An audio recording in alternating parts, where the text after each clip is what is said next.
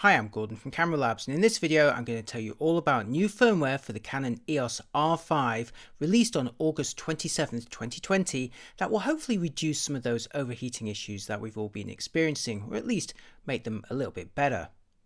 Canon UK gave me a one-day head start to do some tests, but by the time you see this video, firmware 1.1.0 should be available for everyone to download for the R5 from the Canon support websites. So download it, try it out, and let us all know if it's made any difference for you. Just briefly, the firmware changes three things. First, there's improvements to the stabilization with the RF 100 to 500mm zoom. Secondly, the overheat control option can now be enabled when using an external HDMI recorder. And third, there's been adjustments to how the camera monitors temperatures, and this is the really important bit.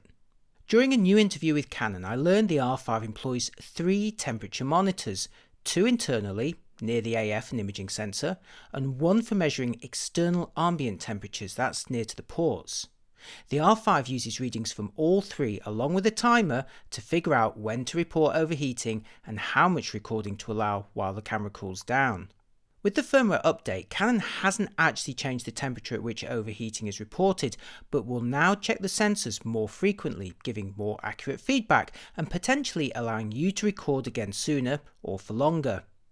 The external ambient temperature also now plays a bigger role, with Canon explaining to me that cooler surroundings may allow the camera to recover more quickly, so a fan or other active cooling could actually now become beneficial. I was also told the new firmware may not make much or indeed any difference to single long clips, and I confirmed this by seeing how long I could record in 4K HQ mode.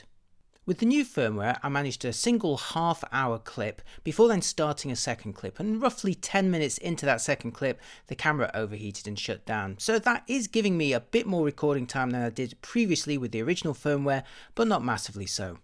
After switching the camera off for 10 minutes, the camera would allow me to record for another 5. After leaving it switched off for 20 minutes, it granted me 10 minutes of recording time, but it took the best part of 1 hour at room temperature to sufficiently cool down to offer me the original quote of 25 minutes. That's in 4K HQ mode. I also tried filming a single long clip in the 8K all-eye mode. Now previously I managed roughly 20 minutes with the original firmware before the camera overheated and shut down. This time with the new firmware I managed 26, so an improvement, but again not enough to really make a significant difference day to day. As I discovered in my later tests, and I'll tell you about those in just a second, it may be possible to actually reduce that recovery time with some active cooling measures, but really the major benefit of this firmware update regards recording bunches of shorter clips rather than just recording one really big long one. So for my next test, I switched to the 4K 120 mode, and to simulate the kind of conditions I used myself when originally filming with the R5 shooting action, so people doing skateboarding or tricks, I recorded a 30-second clip in 4K 120, then switched the camera off, let it cool for 30 seconds, then switched it back on again, recorded another 30-second 4K 120 clip, switched it off for another 30 seconds, and then just repeated until the camera shut down and wouldn't allow me to record anymore. Now if you're familiar with filming with the R5, you'll know that when you switch it to 4K 120, it will report 7.5 minutes. That's when the camera is woken up from being completely cooled down. That is the maximum that it will allow you to record in a single clip. And that number will reduce as you start to use the camera for other things. So I started filming those 30-second clips, and with that original firmware, it only took 7 30-second clips before that record time reduced from 7.5 minutes to 5 minutes. And then after 22 clips in total, the camera overheated and shut down. Although it does of course give you warning while it's doing this, but in the end, with the original firmware, I managed 22 clips lasting 30 seconds each of 4K 120. So that's roughly 11 minutes worth of footage spread out over a 22-minute period. Now with the new firmware 1.1.0, I wasn't reduced from the 7.5 minute to 5 minute maximum until I'd recorded 15 clips. That's quite a bit more, and again that number gradually reduced as I kept recording clips. But rather than recording 22 of them before the camera overheated and shut down, I actually managed to record 96 30-second clips, 96 clips. That's 48 minutes worth of footage over a period of over an hour and a half, and that is a great deal more than 22 clips over a period of about 22 minutes. I then wanted to see how long it would take the camera to cool down completely until it gave me back my full 7.5 minutes worth of 4K 120. That's the maximum recording time when the camera is fully cooled.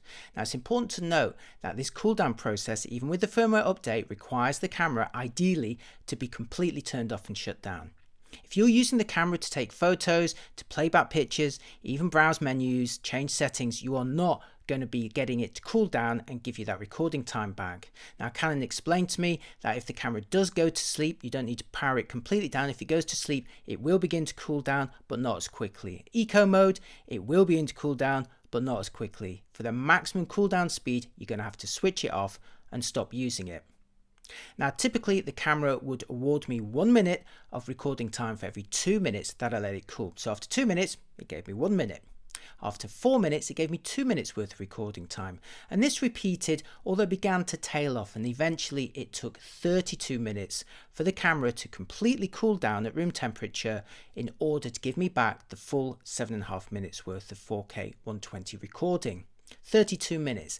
Now I really wanted to see if I could improve that with some degree of active cooling, but in the absence of any air conditioning or indeed even any fans at home, I had only one option. I repeated all of those previous tests until the camera overheated, but this time I popped it in a Ziploc bag and put it inside my home freezer in the kitchen. Now I did ask Canon for permission to do this and they said it would be okay, although do so at your own risk. I wouldn't recommend doing this, especially if there's any kind of moisture or condensation which could get inside the camera. But I did check on it in every minute. Now after 1 minute of cooling in my rather average freezer, I actually got 1 minute of recording time back, so that was twice as fast as before. After 2 minutes of cooling down in the freezer, it gave me 2 minutes of recording time, and I was beginning to think, hey, this is pretty promising. Now again, this began to tail off, and it did end up taking 12 minutes in the freezer, albeit with the door opening and closing every minute for me to check on it, in order for it to cool sufficiently to give me back my full 7.5 minute recording time. But think about that for a minute. I actually managed to cool it in 12 minutes in the freezer instead of 32 minutes at room temperature. And again, that was opening and closing the door, so that freezer was not particularly cold. It's also pretty old, so it's definitely not running at an ideal temperature. I reckon if it was a more modern freezer and the door was closed, you'd be able to achieve that much faster, or more safely using some sort of fan or air conditioning. And remember, on most studio sets, a cinema camera will have fans cooling it down in between shoots. So this, to me, does make the R5 more practical than it was before. I was able to record many more clips than before, and I was able to cool it down quicker than before too, although once again I did have to turn the camera off for that cool down to take place. Now with all these cool downs and battery recharges, that's all I had time to do before the news broke, but it should give you an idea of what to expect. So in my very brief test so far, the firmware update may not have made a big difference to long single clips. Sure, they're a bit longer, but not significantly so. But it did allow me to film many more short clips than before, and most importantly, reduce that recovery time with active cooling. This is certainly good news, although remember the recovery time still requires the camera to sleep, or better still to be powered off altogether. So if you want to claw back recording time in those problematic modes, you still can't use the R5 for anything else in the meantime. That is still far from ideal, but it is at least better than before and shows Canon is reacting to all our feedback. Future firmware updates should also bring 1080 at 120p, as well as some lower bitrate options, and I sincerely hope some more improvements to the overheating issues. So, all you R5 owners and reviews out there, get onto that support website, download the firmware, and start doing some testing and tell us what you can achieve with the R5.